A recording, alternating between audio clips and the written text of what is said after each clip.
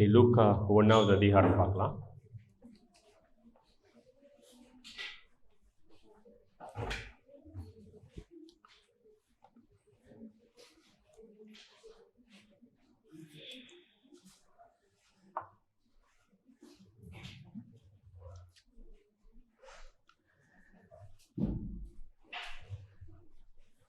கர்த்தாவே, உமது கரங்கள் எங்களுடைய ஆத்மாவை அமர செய்யக்கூடிய கரங்கள். கர்த்தாவே,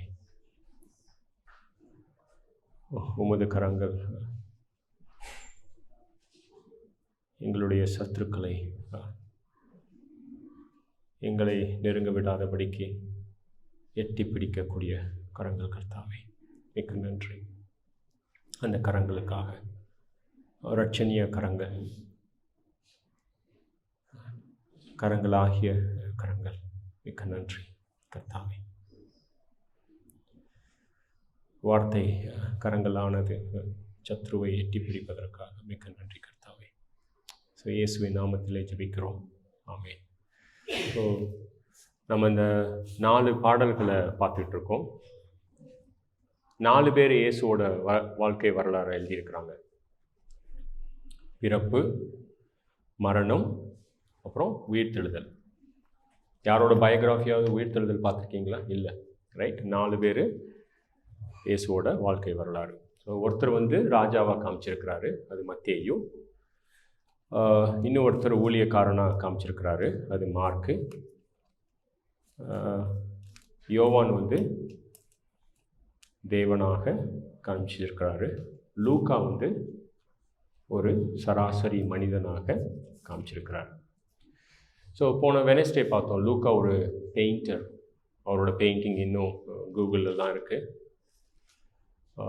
மரியாதை பெயிண்ட் பண்ணியிருக்கிறாரு. அவர் ஒரு போயட்டும் கூட, நல்ல பாடலாசிரியர்.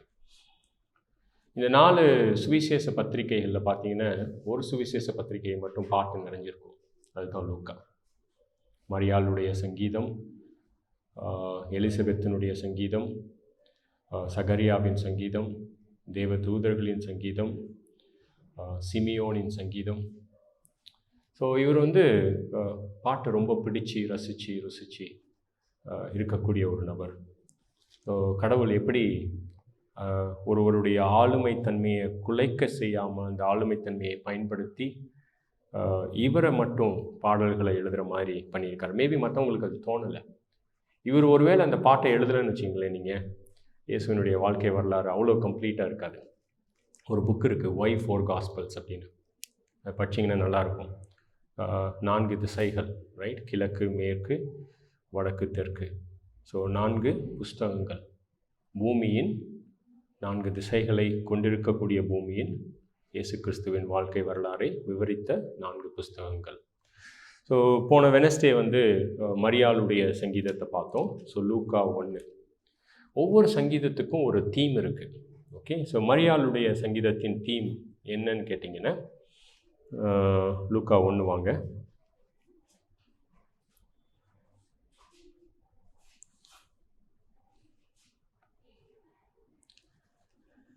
நாற்பத்தி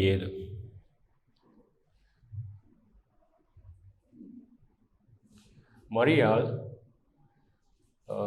கிறிஸ்து இயேசுவின் குணாதிசயங்களை வெளிப்படுத்தக்கூடிய ஒரு சங்கீதத்தை பாடினாள். ஸோ மரியாளுடைய சங்கீதத்தோட தீம் என்னன்னு கேட்டிங்கன்னா, யார் கர்த்தர்? அவ்வளோதான். கர்த்தர் என்பவர் யார்? ஒரு நபரை விவரிக்கும்போது யார் அப்படின்னு கேட்கும்போது அவங்களுடைய குணாதிசயத்தை பற்றி பேசுகிறதுன்றது சத்தியமாக இருக்கும். ஸோ கர்த்தர் யார் அப்படின்றதுக்கு 47 பாருங்கள். என் ரட்சகர், ரைட்? நம் ரட்சகர் கூட அல்ல, நான் ஒருத்த மட்டும் இருந்தால் எனக்காக மறிச்சிருக்கக்கூடிய அந்த தனிமை, அந்த இன்டிமேட், ரைட்? எனக்காக என்னுடைய ரட்சகர். 48 பாருங்கள். எனக்கு நெருக்கமானவர், ரைட்? என்னுடைய தாழ்மையை நோக்கி பார்த்தவர். எந்த அளவுக்கு கடவுள் எனக்கு பர்சனலாக இருக்கிறாரோ அந்த அளவுக்கு உங்களுக்கும் பர்சனலாக இருக்க முடியும். அதுக்கப்புறம் யார் கர்த்தர் அப்படின்னு கேட்டிங்கன்னா, வல்லமை உள்ளவர்.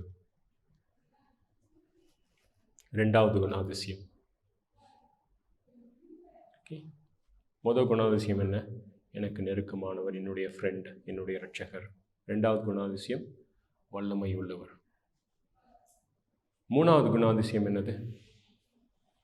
பரிசுத்தமானவர். 49 பாருங்கள். அவருடைய நாமம் பரிசுத்தமானது. எப்படி பரிசுத்தமானவர் எனக்கு நெருக்கமாக இருக்கக்கூடிய? நான் ஒரு பாவி, என்னுடைய இரட்சகராக எனக்கு நெருங்கி வந்தார். இது 3வது குணாதிசயம். ரைட்? ஒரு எம்டி சாங்கு கிடையாது, அந்த சாங் ஃபுல்லாக நிறையா சப்ஸ்டன்ஸ், வெயிட் இருக்குது. 4வது குணாதிசயம் என்னது?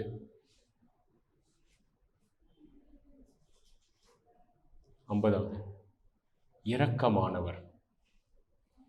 தமிழ் ரொம்ப அழகாக மொழிபெயர்த்திருக்காங்க. இங்கிலீஷில் வந்து மர்சின்னு வரும்.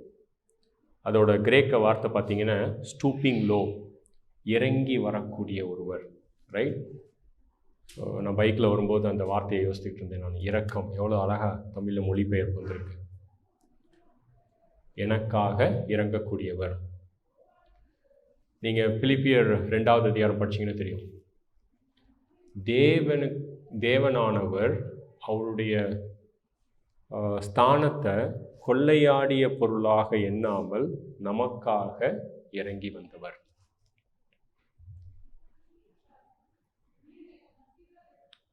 சாக்கடையில் யாராவது விழுந்துட்டாங்கன்னு வச்சுங்களேன், ஒரு சில பேர் இறங்குறதுக்கு யோசிப்பாங்க, ஏன்னா கரைப்பட்டுரும். ஃப்ரைடே ஈவினிங் வந்து நாங்கள் ஒரு சின்ன தீம் எடுத்தோம், கரை நல்லது. ரைட்? ஸோ அந்த தீமை கொடுத்தது வந்து கார்த்திக். அந்த தீமுக்கு பின்னாடி இருந்த வசனம் வந்து நீதிமொழிகள் 14:4. குழந்தைய பத்துக்கிட்டால் நிறைய டைப்பர் மாற்றணுமே, கரை நல்லது. ஒரு சில இடத்துல இறங்கிட்டோன்னே கையில் கரை படைஞ்சிருமே, கரை நல்லது. மாடுகள் இல்லாத தொழுவம் க்ளீனாக இருக்குமா? நீதிமொழிகள் 14:4. ஆனால் மாடுகள் இருக்கக்கூடிய தொழுவத்தில் வந்து நிறையா சாணி இருக்கும். கர்த்தர் அப்படி யோசிக்கல. நான் இறங்கினா என்னுடைய கை அழுக்காகுமே. ரைட்? அவர் நமக்காக இறங்கினார். இரக்கம், ஸ்டூப்பிங் லோ, தன்னுடைய ஸ்தானத்தை விட்டு நமக்காக இறங்கிய கர்த்தர். இதில் ஒரு நிமிஷம் பார்த்தீங்களா நீங்கள்? கர்த்தருடைய குணாதிசயத்தை மட்டும்தான் பேசுகிறான். ஒரே ஒரு இடத்துல தான் என்னை பாக்கியவதி அப்படின்னு. ரைட்? யோசித்து பாருங்கள். ப்ரெக்னென்ட்டான லேடிஸ்ட்டை வந்து பார்த்தீங்கன்னா குழந்தைய பற்றி நிறையா யோசிப்பாங்க. பட் ஆனால் இப்போ எழுதுறது வந்து வித்தியாசமாக இருக்குது. ஸோ அது வந்து 4வது குணாதிசயம். வேறு என்ன குணாதிசயத்தை நம்ம பார்க்குறோம்? தம்முடைய பயத்தினாலே பராக்கிரமம் செய்தார். அது வல்லமை. அகந்தையுள்ளவர்களை சிதறடித்தார். அதுவும் வல்லமை தான். ஏன் அகந்தையுள்ளவரை சிதறடிக்கிறாங்க? அவங்க தாழ்மையாக இருக்கும்போது அவங்கள ரட்சிக்கலான்னு. வேற என்ன குணாதிசயம் பார்க்குறீங்க?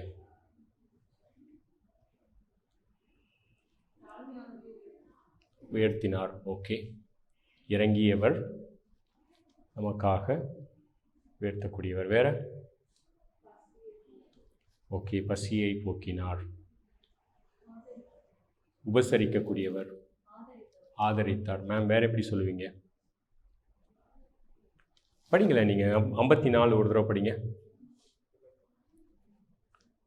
வேற என்ன குணாதிசயம் உங்களுக்கு தெரியுது? நோவா நினைத்தார். வேற எப்படி சொல்லுவீங்க நினைத்தார்ன்றது? மறக்கவில்லை. அதை வேற மாதிரி சொல்லி பாருங்க. உடன்படிக்கை. வேற? உண்மையுள்ளவர், ஃபெய்த்ஃபுல். உண்மையுள்ளவர், இஸ் நாட் ஃபெய்த்லெஸ்.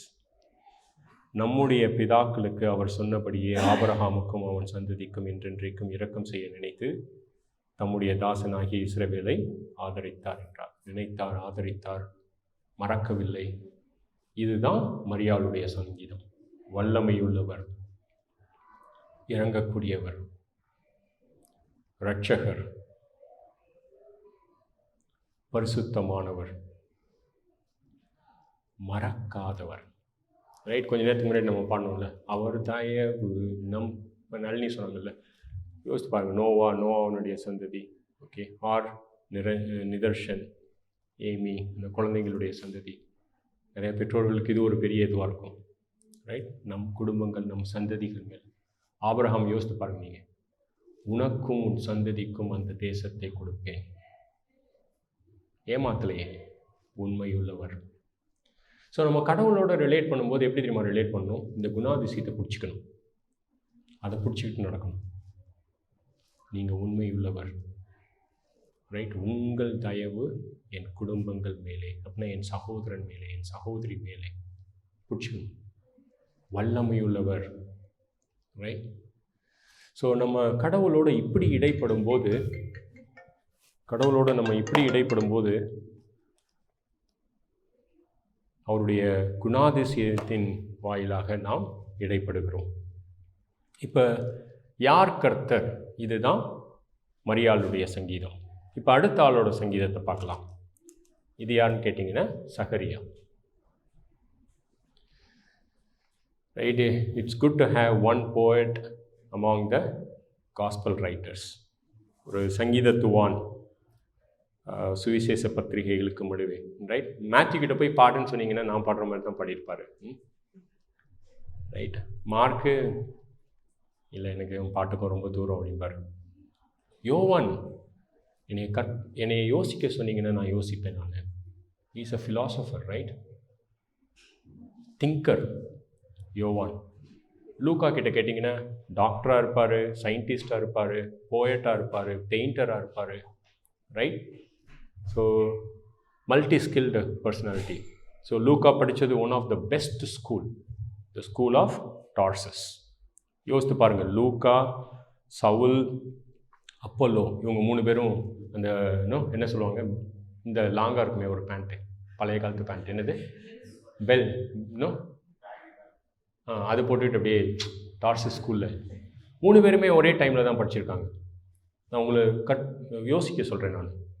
ரைட், 3 பேருமே பெஸ்ட்டு ஃப்ரெண்ட்ஸ். அப்போலோ மாதிரி பேச்சு திறமை வேறு யார்ட்டையுமே இருக்காது. எடுத்து படித்து பாருங்கள்.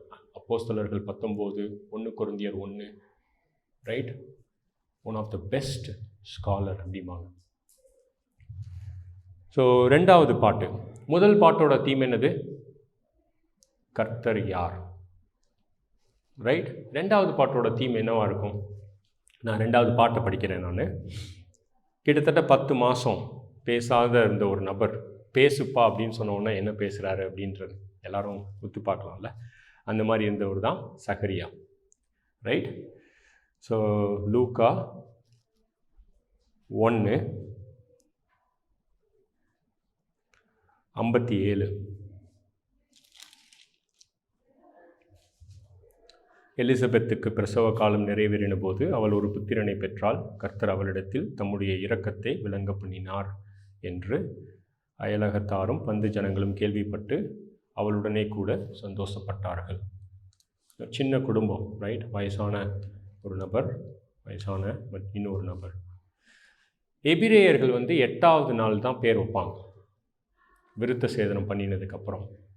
ரைட், ஸோ நீங்கள் அது இயேசுவாக இருந்தாலும் சரி, இங்கே இருந்தாலும் சரி, ஸோ 8ஆம் நாளிலே பிள்ளைக்கு விருத்த சேதனம் பண்ணும்படி அவர்கள் அதனுடைய தகப்பனின் நாமத்தின்படியே அதற்கு சகரியா என்று பெயரிட்டார்கள். இதுதான் பிரச்சனை. சொந்தக்காரங்க நமக்கு அவங்க முடிவு பண்ணுவாங்க.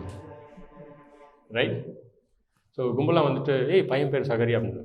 அங்கே அவர் பேச முடியாமல் இருக்கிறார். உடனே எலிசபெத் சொல்கிறார், எக்ஸ்கியூஸ் மீ, நான் தான் அம்மா. ரைட், 60. அப்பொழுது அதன் தாய், அப்படியல்ல, அதற்கு யோவான் என்று பெயர்.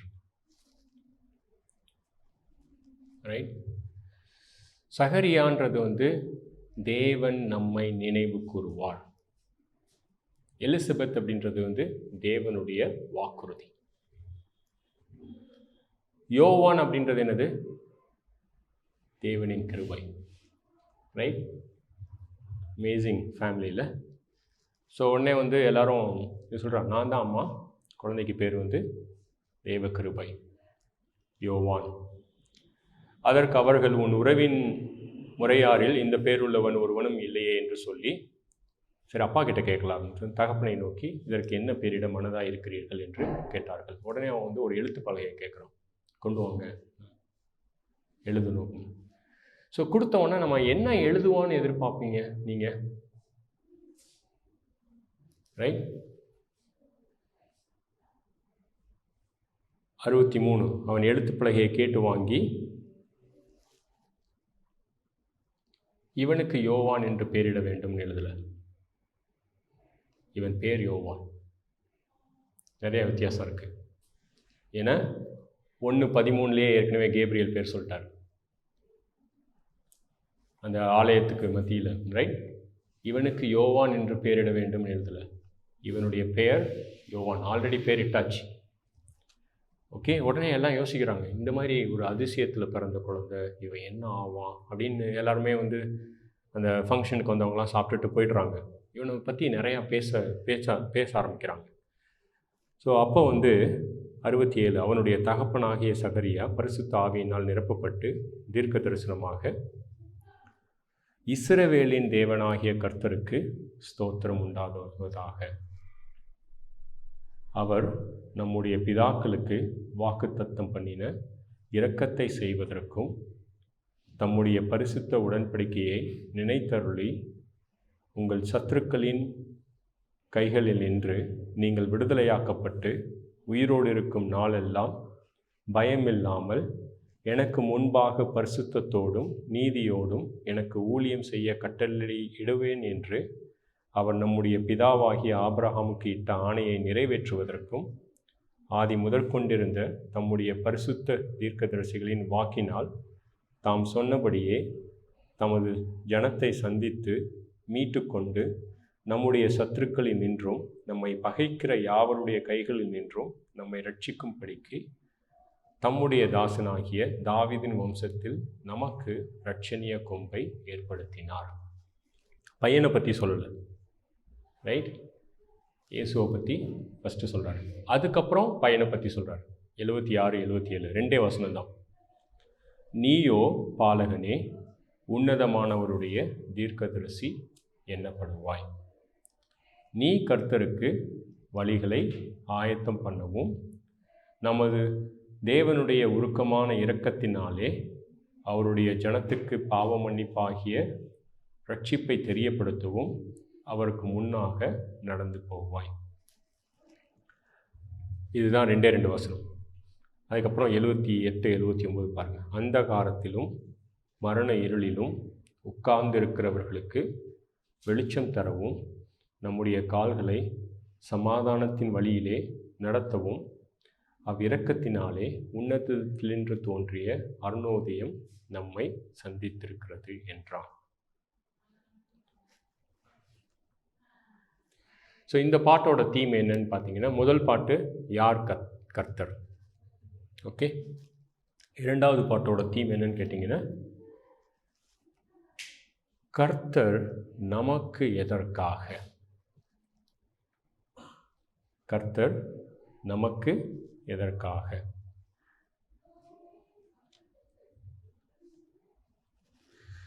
இங்கிலீஷ் பைபிளில் பாருங்களேன், நீங்கள் 68 ரிடம்ஷன் அப்படின்ற வார்த்தை வரும். 69 சால்வேஷன் அப்படின்ற வார்த்தை வரும். 71 மறுபடியும் சால்வேஷன். 77 forgiveness of sins. கர்த்தர் எதற்காக. தமிழ் பைபிளில் பாருங்கள் நீங்கள் 74 தமது ஜனத்தை சந்தித்து மீட்டுக்கொள்வதற்காக. அந்த மீட்டுக்கொள்வதற்கு அப்படின்றது என்ன வார்த்தை தெரியுமா? அந்த பணம் இது நகையை மீட்பாங்கல்ல, ஒரு நகையை அடமானம் வச்சா மீட்கிறது. என்னுடைய சொந்த பொருளை அதற்கு தேவையானவைகளை தந்து மீட்டுக்கொள்வது. அதுதான் அந்த ரிடம்ஷன்ற வார்த்தையினுடைய பேர்.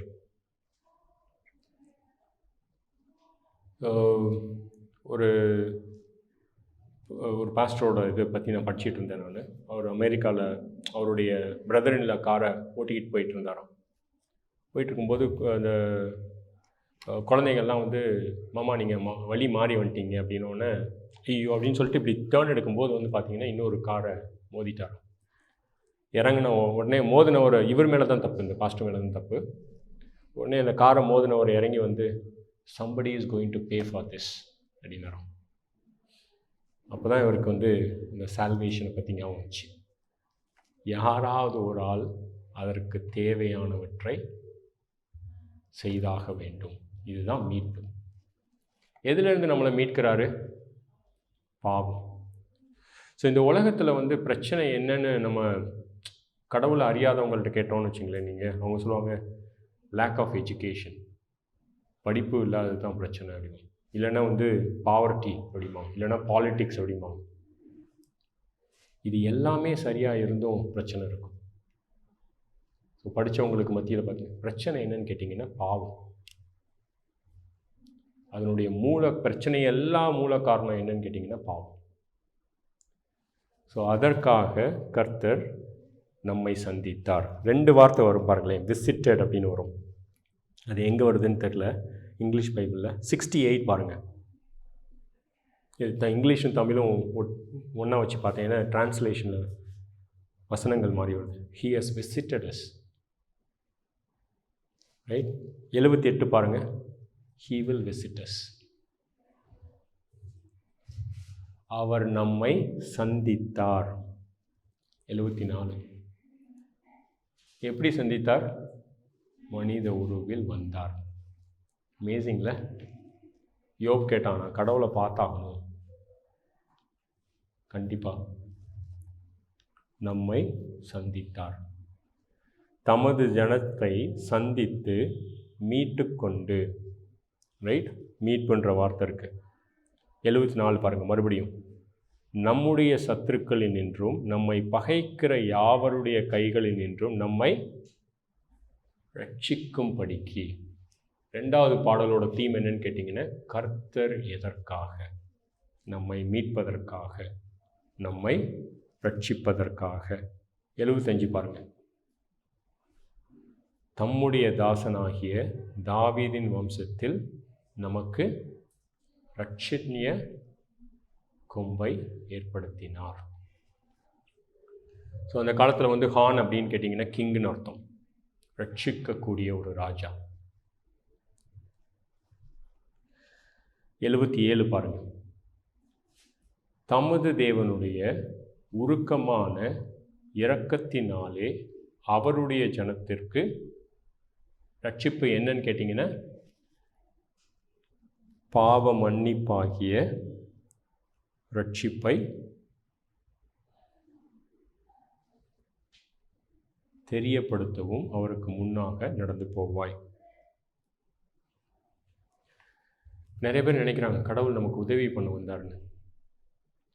எதுக்காக உதவி பண்ண வந்தார்? கொஞ்சம் நல்லா இருக்கிறதுக்காக. கடவுள் ஒரு மனுஷனை நல்லா இருக்கிறதுக்காக உதவி செய்ய வரல, கெட்டு போன மனுஷனை ரட்சிக்கிறதுக்காக வந்தார். Right? So God did not come to help us to be good. God came to save us.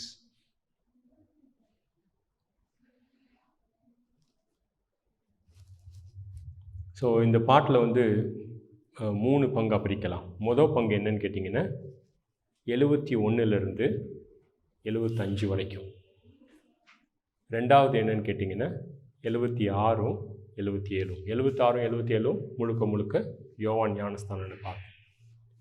3வது என்னன்னு கேட்டிங்கன்னா 78ம் 79. ஸோ முதல் பார்ட் பார்க்கலாம்.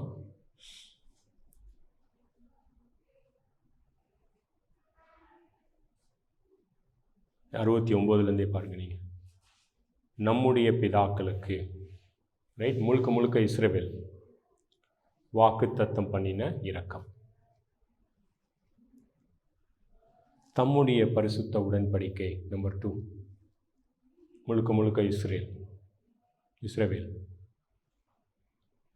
உங்கள் சத்துருக்களின் கைகளில் நின்று நீங்கள் விடுதலையாக்கப்பட்டு உயிரோடு இருக்கும் நாளெல்லாம் பயமில்லாமல். இன்னும் 2 தீமோத்தேயு 1:7, பயம்னு ஒன்று வந்ததுன்னு வச்சுங்களேன், அது கர்த்தரிடமிருந்து வரல. பயமுள்ள ஆவியை கர்த்தர் தரமாட்டார். பயமில்லாமல் எனக்கு முன்பாக பரிசுத்தத்தோடும் நீதியோடும் எனக்கு ஊழியம் செய்ய கட்டளையிடுவேன் என்று அவர் நம்முடைய பிதாவாகிய ஆபிரகாமுக்கு இட்ட கட்டளையை நிறைவேற்றுவதற்கும் ஆதி முதற்கொண்டு ஆரம்பத்திலிருந்து தம்முடைய பரிசுத்த தீர்க்கதரிசிகளின் வாக்கினால் தாம் சொன்னபடியே தம்முடைய ஜனத்தை சந்தித்தார். ஸோ 68லிருந்து 74 வரைக்கும் பார்த்தீங்கன்னா கடந்த காலம். அவர் பழைய ஏற்பாடை சொல்கிறார். இதெல்லாம் தான் பழைய ஏற்பாடு. இதை நிறைவேற்றக்கூடிய, உடன்படிக்கையை நினைக்கக்கூடிய, ஆபிரகாமை நினைக்கக்கூடிய, ஆணையை நிறைவேற்றக்கூடிய, தீர்க்கதரிசிகளின் வார்த்தையை நிறைவேற்றக்கூடிய வகையில் அவருடைய ஜனங்களை சந்தித்து மீட்டு கொண்டு நம்முடைய சத்துருக்களின் கைகளினின்று, நம்மை பகைக்கிற யாவரின் கைகளினின்றும் நம்மை ரட்சிக்கும்படிக்கு தம்முடைய தாசனாகிய தாவீதின் வம்சத்திலே இரட்சணிய கொம்பை ஏற்படுத்தினார். ஸோ அவனுடைய சகரியாவோட மைண்டில் என்ன இருக்குதுன்னு பார்த்தீங்கன்னு வச்சுங்களேன், பழைய ஏற்பாடு முழுவதும். மரியாளுடைய மைண்டில் என்ன இருந்ததுன்னு கேட்டிங்கன்னா பழைய ஏற்பாடு முழுவதும். இப்போ ஒரு விசுவாசியோட மைண்டில் என்ன இருக்கணும்னு கேட்டிங்கன்னா கர்த்தர் வருகிறார் கண்டிப்பாக. ஒரு சின்ன டீவியேஷன். வெளிப்பாடுகள் 11 வந்து நீங்கள் அங்கே போவேன்னா உபத்திரவ காலத்துக்கு மத்தியில் 2 பேர் சாட்சி சொல்லுவாங்க. இது வந்து சபை எடுத்துக்கொள்ளப்பட்டதுக்கப்புறம். யோசித்து பாருங்கள், நீங்கள் நம்மலாம் ஆப்சண்ட்டாக இருப்போம், உலகத்தில் வந்து பயங்கர கேயாஸ் இருக்கும். அப்போ வந்து 2 பேர் வந்து இஸ்ரவேலில் சாட்சி சொல்லுவாங்க. ஒருத்தர் வந்து என்ன பண்ணுவார்னா தண்ணீரை வந்து ரத்தமாக மாற்றுவார். யார் அந்த மாதிரி மாற்றினாங்க? மோசஸ். இன்னொருத்தர் என்ன பண்ணுவார்னா மழையே பெய்ய விடாமல் பண்ணுவார். ரைட்? எலியா. இவங்க 2 பேரும் இஸ்ரவேலுக்கு மத்தியில் நின்று கடைசி 3 வருஷம், மொத்தம் 7 வருஷம் உபத்திரவ காலம், கடைசி 3 வருஷம் சுவிசேஷத்தை சொல்லிகிட்டே இருப்பாங்க. கிட்டத்தட்ட எல்லாருக்கும் அப்படியே ஒரு மாதிரி வெறுப்பாக இருக்கும் இவங்களை பார்க்கும்போது. குத்தலாமா அப்படின்னு கத்தி வச்சு அப்படி இருக்கும். ஏன்னா அது உலகம் வந்து கர்த்தர் இல்லாத உலகம், கர்த்தருக்கு எதிரான ஒரு இது, அந்த எண்ணம் கொண்ட ஒரு உலகம். ஸோ இவங்க 3 வருஷம் பண்ணுவாங்க. ஸோ கடைசி 3 வருஷம் முடிவில் வந்து கர்த்தர் அந்தி கிறிஸ்துவனுடைய கைகளுக்கு பலம் கொடுப்பார். அவன் என்ன பண்ணுவான்னா இவங்க 2 பேரையும் கொன்னுடுவான். ஸோ வெறுப்பாக பார்த்த இவங்களை ஒன்றுமே பண்ண முடியாது அந்த 3 வருஷம். இவங்க மேலே ரொம்ப பகையாக இருந்து இவங்க இறந்ததுக்கப்புறம் அவங்க என்ன தெரியுமா பண்ணுவாங்க? உதைக்கக்கூடாது, இவங்களை அப்படியே வைக்கணும் அப்படிமா. ஸோ அந்த 2 பாடியை தூக்கி ஸ்ட்ரீட்டில் போடுவாங்க. இது வந்து என்னுடைய யூகம். அந்த ஸ்ட்ரீட்டை சுற்றி அந்த 2 பாடிக்கு நடுவில், இது பைபிளில் இல்லை, ஆனால் 2 பாடி ஸ்ட்ரீட்டில் போடுவாங்க. இது என்னுடைய யூகம். ஸோ கண்ணாடியில் வந்து 2 பாடியை சுற்றி ஒரு கிட்டத்தட்ட ஒரு இந்த பக்கம் 10 ஃபீட், அந்த பக்கம் 10 ஃபீட்டு, மேலே ஒரு 10 ஃபீட்டு போட்டு ஃபுல்லாக மூடி சுற்றி சோல்ஜர்ஸ் நிற்கிற மாதிரி யோசித்து பாருங்க. அதை வந்து ஒரு டூரிஸ்ட் ஈவெண்ட்டாக மாற்றுவாங்க. எல்லோரும் வந்து எட்டி பார்ப்பாங்க. ரைட்? 3 நாள். அப்போ எட்டி பார்க்கும்போது என்ன பண்ணுவாங்க? அஃப்கோர்ஸ் வாட்ஸ்அப் உலகம் முழுவதும் அதை பார்க்கும். இந்த இன்டர்நெட் வர்றதுக்கு முன்னாடி அந்த ஒரு சாப்டரை எடுத்து பைபிள் பொய் அப்படின்னா சான்ஸே இல்லை உலகம் பார்க்குறதுக்கு. இன்றைக்கி வந்து எல்லாமே பார்க்கலாம். ஸோ இன்னொரு விதத்தில் பார்க்குறதுன்னா நம்ம கடைசி காலத்துக்கு நெருங்கிட்டோம்னு அர்த்தம். 2-3 பைபிளுடைய இது லீடர்ஷிப் கிரைசிஸ் எல்லா நாட்டிலையுமே. இன்னொன்று எப்படின்னு கேட்டிங்கன்னு வச்சுங்களேன், எங்கேயோ இருந்தோடு திடீர்னு ஒருத்தர் லீடர் ஆவார். ரைட்? இவர் தான் லீடர் ஆவார்னு சொல்லி 50 வருஷம் உட்காந்து வெயிட் பார்க்குறவங்க டக்குன்னு திடீர்னு வருவாங்க, திடீர்னு லீடர் ஆவாங்க.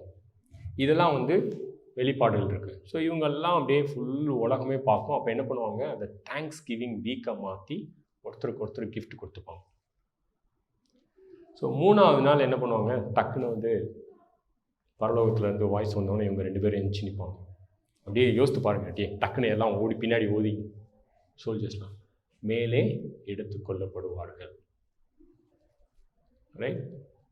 ஸோ அப்போ அவங்க 3 வருஷம் அதுக்கப்புறம் வந்தது இயேசு கிறிஸ்து நம்மோடு வருவார்.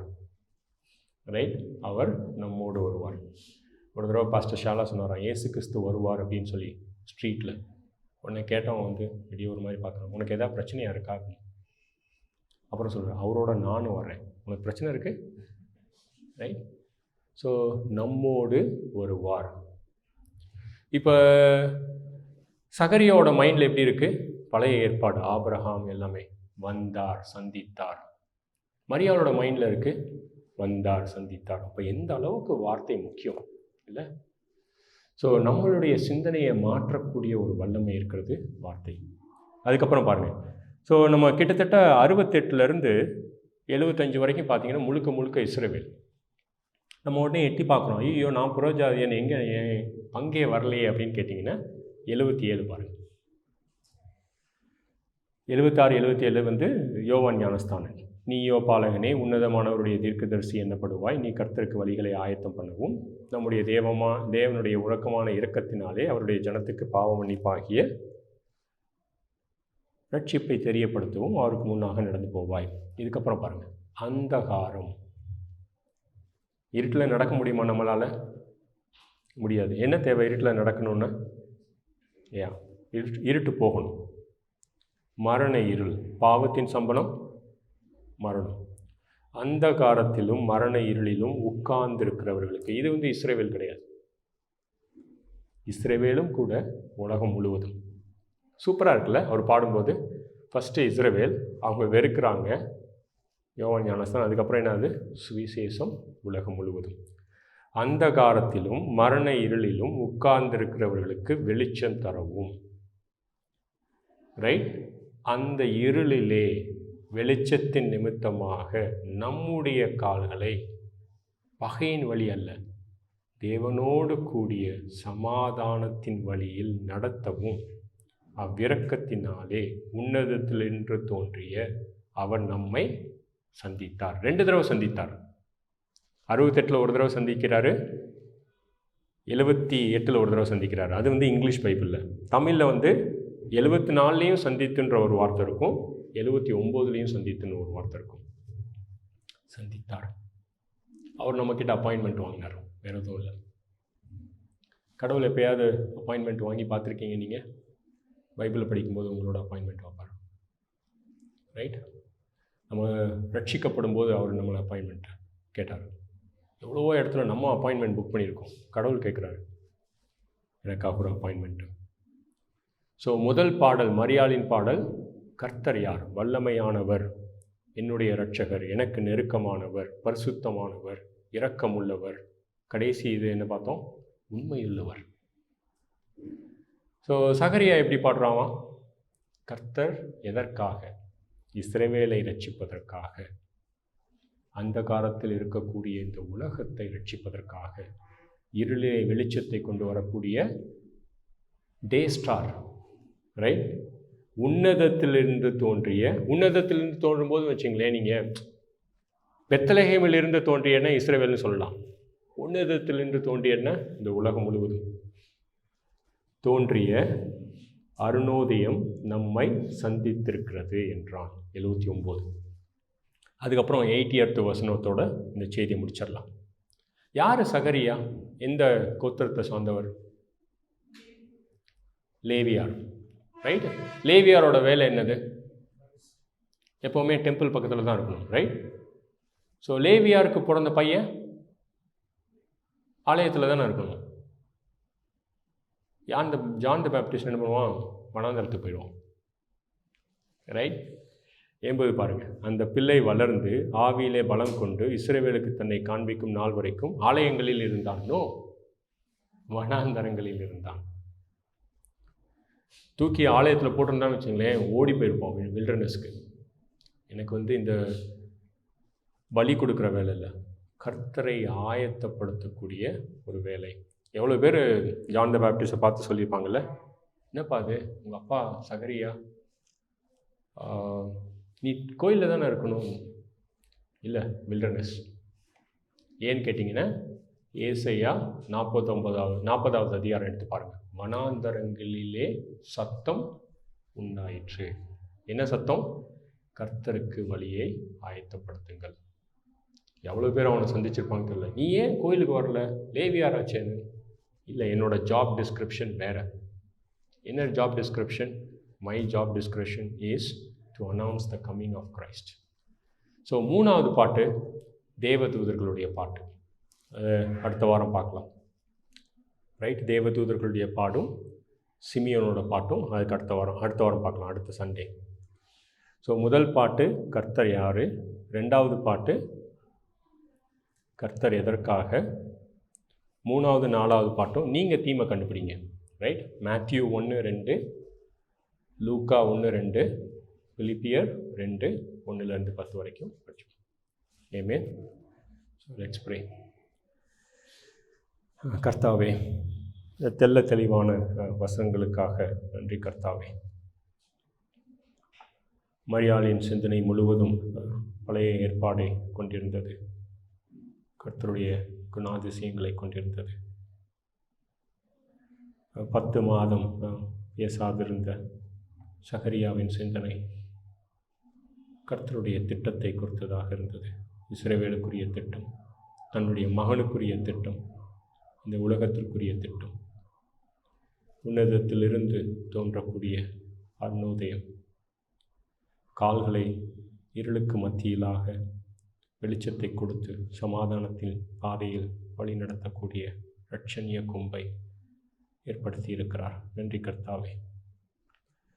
கிறிஸ்துவின் பிறக்கும் சமயத்திலே ஓரிரு ஜனங்கள், உம்மை அறிந்த ஜனங்கள், உம்முடைய வசனத்தை அறிந்த ஜனங்கள் கொண்டாடும் வகையிலே நீங்கள் வந்திருக்கிறீர் கர்த்தாவே. நீ மறுபடியும் வரும்போது உம்மை அறிந்த ஜனங்களாக, உம்முடைய வசனத்தை கை கொண்டிருக்கக்கூடிய ஜனங்களாக நாங்கள் இருக்கும்படி எங்களுக்கு உதவுமாறு ஜெபிக்கிறோம் கர்த்தாவே. எங்களை சந்தித்ததற்காக நன்றி. எங்களுடைய வாழ்க்கையில், எங்களுடைய குடும்பங்களில், எங்களுடைய உடல்நிலையில், எங்களுடைய பிள்ளைகளுக்காக, எங்களுடைய வேலைக்காக, எங்களுடைய வீட்டில் உள்ள அனைத்து விஷயங்களுக்காக எங்களை சந்தித்தீர் கர்த்தாவே. தொடர்ச்சியாக சந்திக்கும்படி ஜெபிக்கிறோம் கர்த்தாவே. இயேசுவின் நாமத்திலே ஜெபிக்கிறோம். ஆமென்.